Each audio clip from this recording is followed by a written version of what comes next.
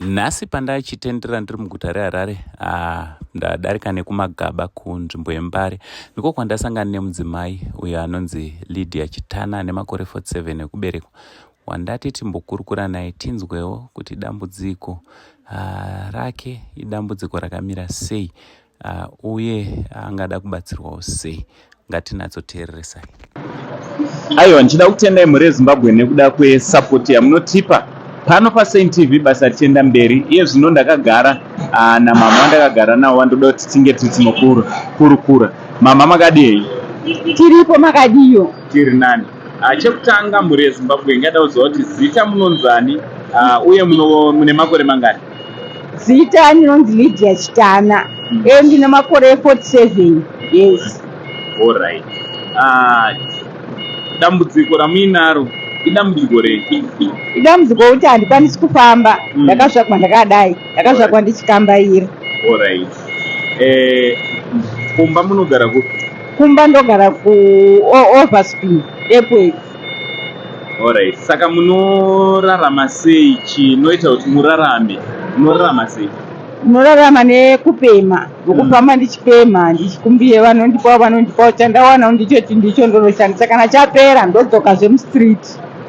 Mofamba muchipema? Ndofamba ndichipema, ndichikumbira rubatsiro. Saka upenyu ko pamunorwara zvinoita sei? Munorarama sei kana marwara?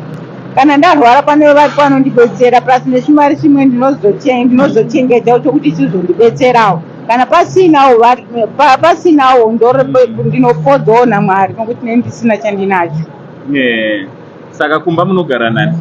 Kumba ndinogara nomwana wangu unonzi Tawanda nemurume wangu, asi murume wangu haashandi. Unoitawo mapisi weke okuti akada mwanzuya utakure jecha semunhu iyewo inherera, iniwo ndiri nherera.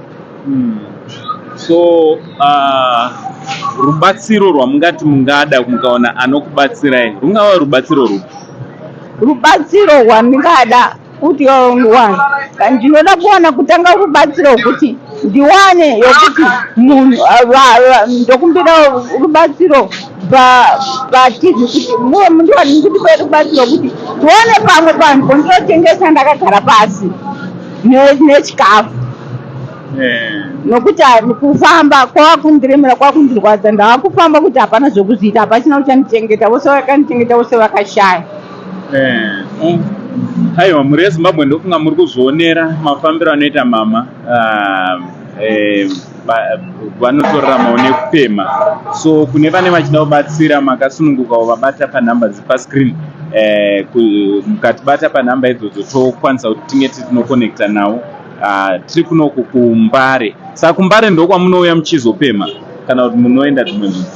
Kuno kuMbare ndikondoya ndichipema. Ndambosipinda mutauni, but mutauni handikwanisi kupinda nekuda kwepolisi, asi kunokupani kuMbare ndiko kwandinouya zuva nezuva ndichiya ndichipema.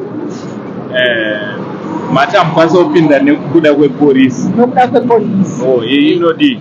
Asi hamutendero? Inodzingirira makombi, saka mukuzodzingirirwa nemba munenchiwa mugarodhi ndotya kutsikwa. Mutya kutsikwa pakudzingirirana nemakombi pai?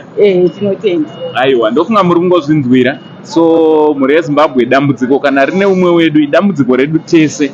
Ngatiwanei patinowana chatingabatsira nacho mama vedu. Onai Christmas yasvika, makagadzira here Christmas? Mune zvekudya here paChristmas apa nezvekupfeka?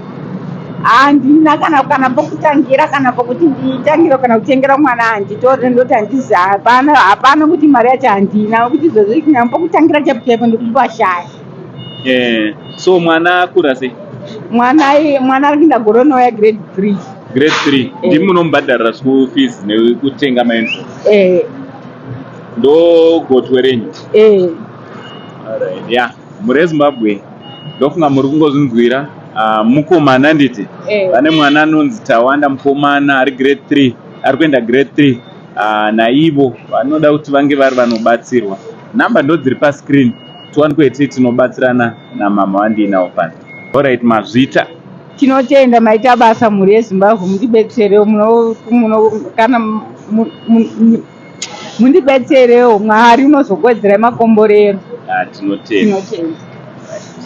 Having trouble to find a place where your car can be fixed by professionals, or a place where you can find suspension parts and fitment? Look no further. This is Fit and Go Fitment Center. In the country, we are known for having the largest shop for shocks, clutch plates, pressure plates. We got it all. We have all suspension parts and fitment for all your Japanese models, Mazda, Honda, Toyota, Nissan. We are professionals with a bit of golden touch. Using the information you see on the screen, you can get in touch with us.